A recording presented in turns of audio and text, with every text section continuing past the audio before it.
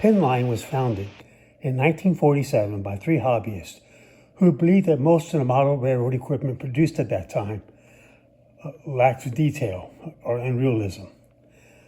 Japan and Germany were producing few models at that time due to the recently ended World War II, while the main United States train model brands such as Lionel and American Flyer did not put as much authentic detail on their trains as their O and S gauges would have allowed. Penn Line's early contribution to model railroading was the use of printer's lead to cast the locomotives. This allowed very fine detail in the castings, much greater detail than could be achieved from stampings. And while the larger O and S gauge had the potential for more detail, Penn Line's founders chose to use the smaller HO scale. Their thinking was that the potential for realism coming from more elaborate layouts made HO the best compromise, which was probably time has shown to be a good idea. This was at a time when HO gauge was far from the standard it is today. Penn Line produced about half dozen different locomotives based on prototypes from the Pennsylvania Railroad, hence the choice of the company name Penn Line. In the early 1960s, Penn Line attempted to enter the slot car market. While their slot cars were endorsed by A.J. Foyt, they were seriously underpowered and therefore they failed. And this failure caused the entire company to declare bankruptcy in the fall of 1963.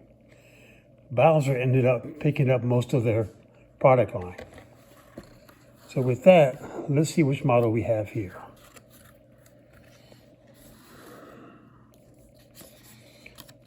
We have the slide-on decals,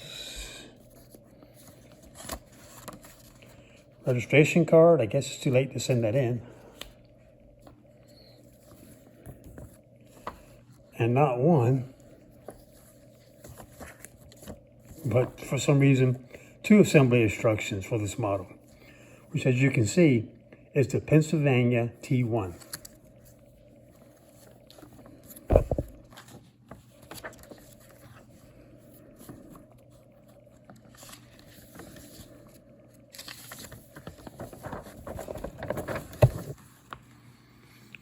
The T-1, it was the latest in steam motive power for fast passenger and freight trains in 1947. They were built to compete directly with the emerging diesel locomotives. The prototype T-1 was capable of pulling passenger trains at speeds up to 100 miles per hour and freight trains on fast, dependable schedules. The 8 driving wheels were powered by 4 steam cylinders. The tender carried 41 tons of coal and 19,500 gallons of water. Some were built by Baldwin, while others were built in the Pennsylvania Railroad's Altoona shops. Unfortunately, the type, with what's called a divided drive, was very slippery, and the Pennsylvania Railroad was not able to fully overcome that limitation, and so they were retired early and replaced with diesels.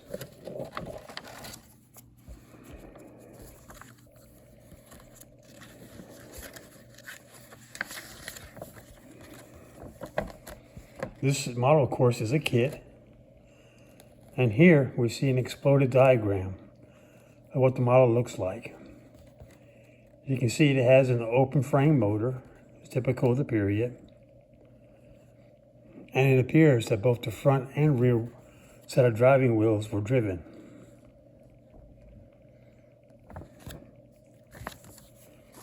And now we'll take a look at the model itself.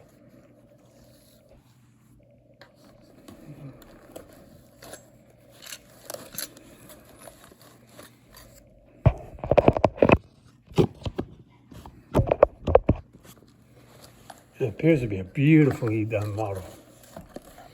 Here is the casting for the locomotive shell. They certainly achieved their objective, which was to have a fine level of detail.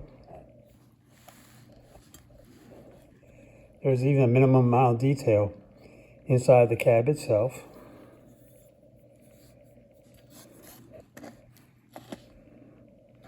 There's some flashing up there in the window, which would need to be removed. And it's definitely a long casting. By the way, this entire box is extremely heavy. It weighs 1746 grams, or 3 pounds, 14 ounces. So it is definitely going to be a heavy model when finished.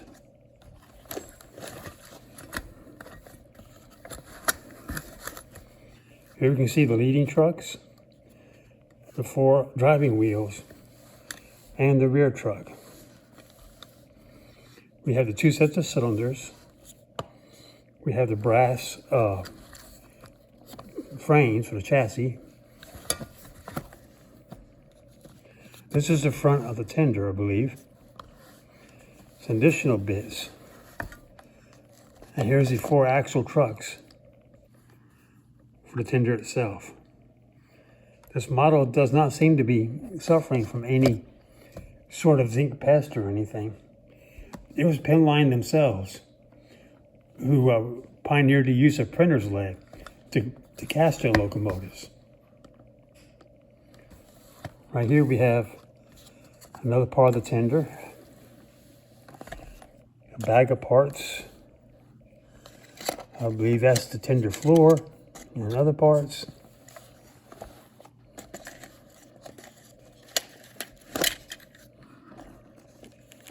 We'll set these aside.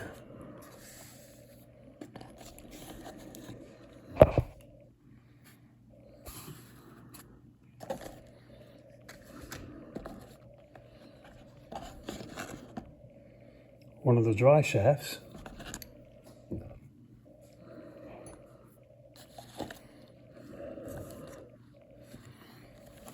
Now we can see that underneath here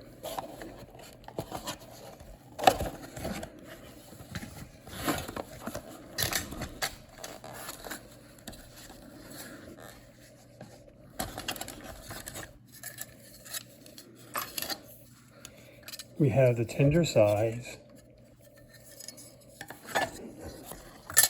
and wrapped in what hopefully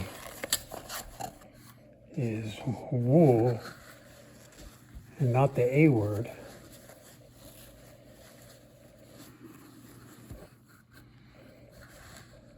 We have this very substantial Pitman motor. I am intending to build this, and so we'll see in a future video how it turns out. Thanks for watching.